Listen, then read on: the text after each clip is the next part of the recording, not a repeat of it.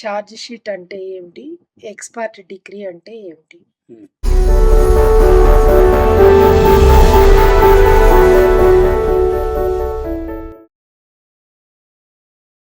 Charge sheet అంటే ఏదైనా తీవ్రమైనటువంటి నేరాలు చేసినప్పుడు ఈ ఛార్జ్ షీట్ అనేది కట్టి కోర్టుకు సబ్మిట్ చేస్తారు. అయితే తీవ్రమైన నేరము అంటే ఏమిటంటే నేరాల్లో 2 రకాలైనటువంటి నేరాలుంటాయి. ఒకటి కాగ్నిజబుల్ నేరం అని, రెండోది నాన్ కాగ్నిజబుల్ నేరం అని చెప్పి 2 రకాలుగా డివైడ్ చేస్తారు. కాగ్నిజబుల్ నేరం అంటే తీవ్రమైనటువంటి నేరము అంటే హత్య గాని, అత్యాచారం గాని, దోపిడీ గాని, అటెంప్ట్ టు మర్డర్ గాని అటువంటి కేసులు వచ్చినప్పుడు వెంటనే ఎఫ్ఐఆర్ కట్టి దాంట్లో ఛార్జ్ షీట్ వేయడం జరుగుతుందన్నమాట. అంటే ఎఫ్ఐఆర్ అంటే ఫస్ట్ ఇన్ఫర్మేషన్ రిపోర్ట్ అని చెప్పి ఇదివరలో చెప్పినాం మనము. ఆ రిపోర్ట్లో కాగ్నిజబుల్ నేరం అయితే వెంటనే ఆ వ్యక్తిని అరెస్ట్ చేసి కస్టడీలో పెట్టుకొని ఆ వ్యక్తిని డిస్ట్రిక్ట్ మ్యాజిస్ట్రేట్ ఎదుట ఒక 24 గంటల లోపల అతన్ని హాజరుపరచవలసినటువంటి అవసరం ఉంటుందన్నమాట. ఇది 3 ఏళ్లకు పైబడినటువంటి శిక్ష పడేటువంటి కేసులకు ఈ ఛార్జ్ షీట్ అనేటువంటిది ఫైల్ చేయడం జరుగుతుందన్నమాట. అదే నాన్ కాగ్నిజబుల్ నేరం అంటే చిన్న చిన్న నేరాలు చేసినటువంటి వ్యక్తులు అంటే 3 ఏళ్ళు లోపు శిక్ష పడేటువంటి కేసులను నాన్ కాగ్నిజబుల్ నేరం కింద లెక్క కడతారు. ఈ ఉదాహరణకి పరువు నష్టం కలిగించడం కానీ, ప్రజా ఇబ్బంది కలిగించడం కానీ, లేదా ఏదైనా న్యూసెన్స్ చేసినట్లయితే అటువంటి వాళ్లకు ఫిర్యాదు కట్టకుండా ఒక రిజిస్టర్లో ప్రత్యేకమైన రిజిస్టర్లో ఎంట్రీ వేసుకొని అతన్ని అరెస్ట్ చేయకుండానే కోర్టు బెయిల్ పైన అతన్ని పంపించడం జరుగుతుంది అన్నమాట.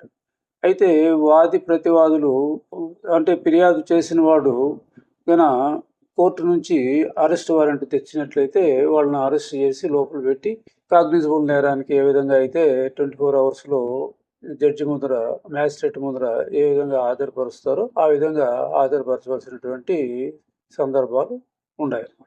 ఎఫ్ఐఆర్లో నమోదు పరచబడినటువంటి వ్యక్తులను క్షుణ్ణంగా విచారణ చేసి ఇతను నేరము చేసినాడు అని వాళ్ళు నమ్మినట్లయితేనే ఛార్జ్ షీటు కట్టాల్సినటువంటి అవసరం ఉంటుంది. అంటే సాక్ష్యాలను, సాక్ష్యాధారాలను అన్నిటినీ సంపాదించవలసిన అవసరము పోలీసులకు ఉంది. ఇవన్నీ అయిన తర్వాత ఇవన్నీ కూడా 90 రోజుల లోపల కోర్టులో హాజరుపరచాల్సిన అవసరం ఉంది. కానీ ఆ టయానికి ఇంకా పని జరగలేదంటే కోర్టు పర్మిషన్తో ఇంకా 2 నెలలు 3 నెలలు టైం తీసుకొని కూడా పూర్తిగా ఛార్జ్ షీటు ఫైల్ చేయాల్సినటువంటి అవసరం ఉందన్నమాట. ఛార్జ్ షీటు కోర్టుకు సమర్పించినప్పుడు పబ్లిక్ ప్రాసిక్యూటర్ గారు దీన్ని బాగా పరిశీలించి ఇది మ్యాజిస్ట్రేట్ కోర్టుకు పోవాలన్నా లేకంటే డిస్ట్రిక్ట్ సెషన్స్ కోర్టులో పోవాలన్నా అనేటువంటిది డిసైడ్ చేసి ఆయన తదుపరి చర్యలు తీసుకోవడం జరుగుతుంది. ఒకవేళ దాంట్లో సరైనటువంటి సాక్ష్యాధారాలు కానీ లేనట్లయితే అది ఆయన లెవెల్లోనే పబ్లిక్ ప్రాసిక్యూటర్ లెవెల్లోనే ఇది అవసరం లేదని తిప్పిపప్పేటువంటి అధికారం కూడా ఉంటుందన్నమాట. కాబట్టి ఇక్కడ కోర్టులో చేరతానే దానికి కేసు నెంబర్ ఇస్తారు, దాన్ని సిసి నెంబర్ అంటాం. అదే సెషన్స్ కోర్టులో ఇచ్చినట్లయితే ఎస్సీ నెంబర్ అనేటువంటిది ఇవ్వడం జరుగుతుంది.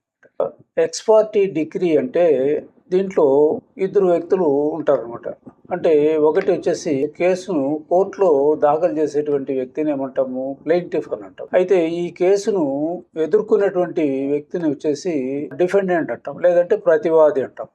పైన ప్లెయింటిఫ్ని ఏమంటాము, వాది అంటాం. అంటే ప్లెయింటిఫ్, డిపెండెంట్, వాది, ప్రతివాదులు అని అంటాం.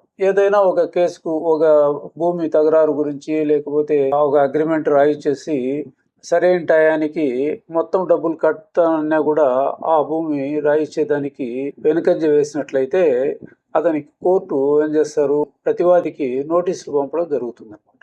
ఆ విధంగా చాలాసార్లు 5-6 పర్యాయాలు ఈ సమన్లు పంపడం జరుగుతుంది. కానీ ప్రతి వాయిదా కూడా అతను గైర్హాజరు అవుతూనే ఉంటాడు అనమాట. అటువంటప్పుడు ప్లెయింటిఫ్ తరఫున ఇచ్చేటువంటి ఒక జడ్జిమెంట్ ఇవ్వడం జరుగుతుంది. దాన్ని ఏమంటామంటే ఎక్స్-పార్టీ డిగ్రీ అని అంటాం.